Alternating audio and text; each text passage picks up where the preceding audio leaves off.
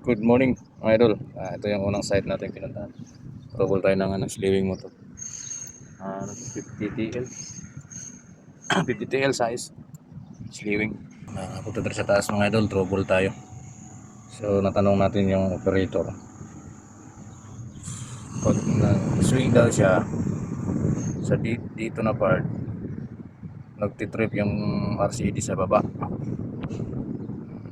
Sa kabila naman, hindi raw. So check natin yung riser. Okay naman. Okay naman, minigir natin. Tapos yung sa slewing.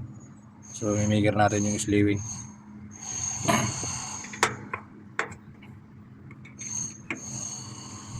Line to ground insulation test.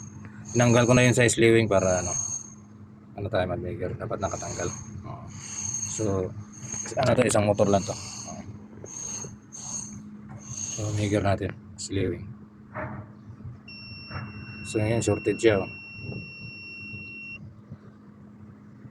Yan, shorted 0-0. Yan, 0-0, wala na. Kasi may time siya na ang problema siguro nito sa ko lang, gumagalaw yung stator niya. Marami na akong na-encounter na ganyan din gumagalaw. Kaya pag nasagi, nabalatan na yung wire doon sa palabas ng terminal, yung nagtitrip. So yun nga.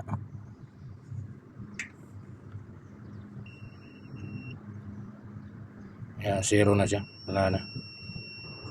So bubuksan pa rin natin yung motor para makita natin. Para sure ball tayo, binuksan ko yung motor, tapos tinanggal ko yung wire para kasi kanina doon yun sa panel may kasamang wire.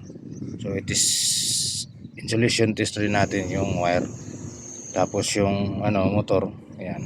So yun, testing muna natin ng ground to ground. Ayan, 0. So test natin ng line 1, U, V, W. Check natin. Ayan, 0 na talaga siya. Pangalawang linya, ayan, 0 na talaga. Ayan. So motor na yung problema, kaya nagtitrip yung RCD dun sa baba. Ayan.